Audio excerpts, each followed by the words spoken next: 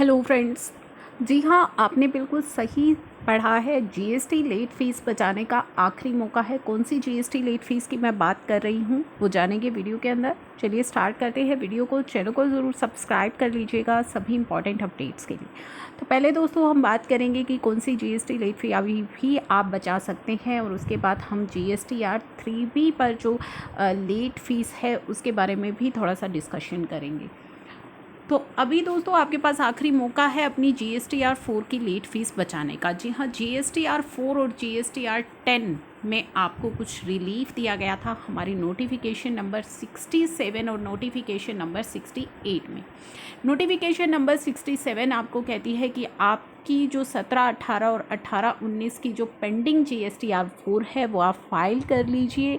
आपको late fees में कुछ बेनिफिट दिया गया है। क्या बेनिफिट दिया गया है कि अगर आपकी टैक्स लायबिलिटी निल है तो आपके लिए लेट फ़ीस भी ज़ीरो कर दी गई है, और अगर आपकी टैक्स लायबिलिटी बनती है, आपका टैक्स पेबल बनता है, तो 500 पर रिटर्न की कैपिंग लगा दी गई है। 500 CGST, 500 SGST। लेकिन एक कंडीशन अटैच है। कंडीशन क्या अटैच है? सेम जैसे कि ये GSTR 3B के लिए लेकर के आई थी एक एमनेस्टी स्कीम, वही आपके लिए भी ये वन टाइम रिलैक्सेशन लेकर के आई हैं, जहाँ पे एक कंडीशन दी है कि अगर आप अपनी पेंडिंग रिटर्न फाइल करेंगे 22 सितंबर से 31 अक्टूबर 2020 के बीच, तभी मैं आपके साथ ये वीडियो शेयर कर रही हूँ, क्योंकि बहुत ही इम्पॉर्टेंट है कि आप 31 अक्टूबर तक इसे फाइल कर दीजिए। अभी जो लोग परेशान हो रहे हैं वो GSTR 3B को लेकर के परेशान हो रहे हैं, क्योंकि सेम जो ये वन टाइम रिलैक्सेशन है ये आपकी GSTR 3B में भी दिया गया था। जुलाई 17 से लेकर के जनवरी 2020 तक अगर आपकी पेंडिंग कोई भी GSTR 3B है तो आपको मौका दिया गया था कि आप 30 सितंबर तक फाइल कर लीजिए। अगर आपकी टैक्स लायबिलिटी निल है तो आपकी लेट फ़ीस भी ज़ीरो कर दी थी, लेकिन अगर आपका टैक्स पेबल बनता है तो ऐसे केस में आपकी जो है मैक्सिमम 500 पर रिटर्न कर दी गई थी। अब दोस्तों बात यहाँ पे आ रही है कि जो इस समय पेंडेमिक हुआ है उसके चलते काफ़ी सारे टैक्स पेयर्स स्टिल अपनी 3B जो है वो फाइल नहीं कर पाए हैं।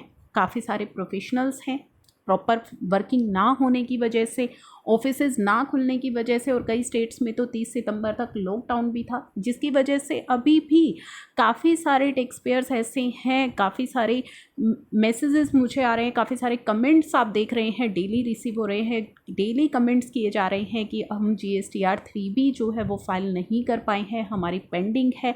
ऐसी सिचुएशन में अब हमारे पास क्या ऑप्शन है? क्या हम फाइल कर दें या हम लेट फ़ी वेवर की वेट करें? तो दोस्तों उनका कहना भी गलत नहीं है, क्योंकि एक जेन्युइन टैक्स पेयर जब विद लेट फीस अपनी 3B को फाइल करता है और बाद में गवर्नमेंट कोई एमनेस्टी स्कीम ला करके या कोई रिलैक्सेशन दे करके उस लेट फीस को वेव ऑफ करती है या उस लेट फीस के अंदर कोई बेनिफिट देती है, तो जो जेन्युइन टैक्स पेयर है वहाँ पे उसको कोई भी फ़ायदा नहीं होता। इंस्टेड वो जो लैक्स ऑफ रुपीज़ की या थाउजेंड्स ऑफ रुपीज़ की लेट फ़ी पे कर देता है, ना ही तो उसे उसका कोई रिफ़ंड मिलता है। तो ऐसे केसेस में जो ज़्यादा से ज़्यादा टैक्स पेयर्स हैं अब वो क्या कर रहे हैं, वो अपनी रिटर्न टाइमली फाइल नहीं कर पाए हैं, तो वो फाइल भी नहीं कर रहे हैं लेट फ़ीस के साथ। उनको लग रहा है शायद आगे चल कर के जो है लेट फ़ीस वेव ऑफ हो जाएगी। आज अगर हम लेट फ़ीस के साथ पे कर देंगे तो हमें उसका बेनिफिट भी नहीं मिलेगा, हमें उसका रिफ़ंड तक गवर्नमेंट से नहीं मिलता है। तो यहाँ पे प्लीज़ आप सभी लोगों के ज़रिए मैं रिक्वेस्ट कर रही हूँ कि आप जो लेट फ़ीस है, आपने जो वन टाइम रिलैक्सेशन दिया था लेट फ़ीस को लेकर के, वो बहुत ही एक अच्छी मूव थी, जिसका काफ़ी सारे टैक्स पेयर्स ने, काफ़ी सारे प्रोफेशनल्स ने बेनिफिट भी लिया है। बहुत ही अच्छी मूव के साथ साथ आपने टाइम पीरियड भी बहुत दिया था जो सफिशिएंट था। लेकिन आपको ये भी समझना है कि पेंडेमिक के चलते काफ़ी सारी जगहों पर पॉसिबल नहीं हो पाया टाइमली उन रिटर्न्स को फाइल करना, इसलिए काफ़ी सारे मैसेजेस जो हैं, कमेंट्स जो हैं वो आ रहे हैं। जेन्युइन टैक्स पेयर्स जो अपनी रिटर्न फाइल करना चाहते हैं लेकिन लेट फ़ीस लगने की वजह से, थाउजेंड्स ऑफ लेट फ़ीस लगने की वजह से वो फाइल नहीं कर पा रहे हैं, जो कि उनके अंदर एक डर आ गया है। अगर आज वो विद लेट फ़ीस मान लीजिए फाइल कर भी देते हैं और कल को अगर आप कोई स्कीम ले आते हैं तो फिर उनका क्या होगा? तो ऐसे केस में आप प्लीज़ थोड़ा सा और उन लोगों को टाइम दीजिए, या लेट फ़ीस जो है उसमें आपने अभी तक जो कैपिंग दी थी, आप इस तरीके की कोई कैपिंग लगा दीजिए ताकि जो जेन्युइन टैक्स पेयर्स हैं वो अपनी एटलीस्ट रिटर्न फाइल कर पाएँ।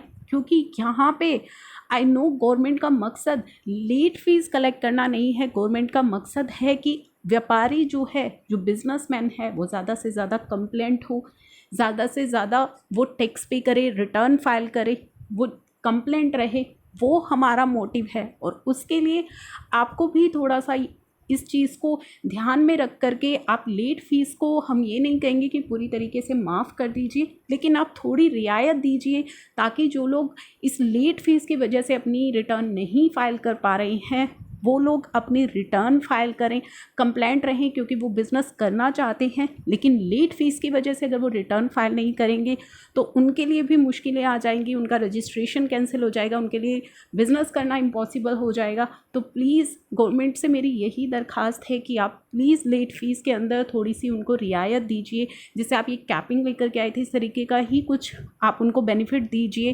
ताकि वो अपनी रिटर्न को फाइल कर सकें। अब हम यहाँ पे GSTR 10 की भी बात करेंगे दोस्तों।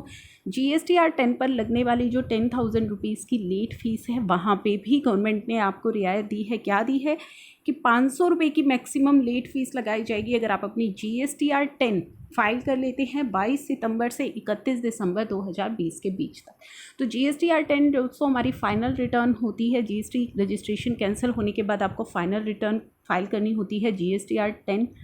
तो अगर अभी तक आपने फ़ाइल नहीं की है, क्योंकि वहाँ पे जो आपकी लेट फ़ीस है वो ज़्यादा 10,000 रुपीज़ लगी हुई थी, तो आप उसे फ़ाइल कर लीजिए। ये बहुत ही अच्छा मौका है आपके पास।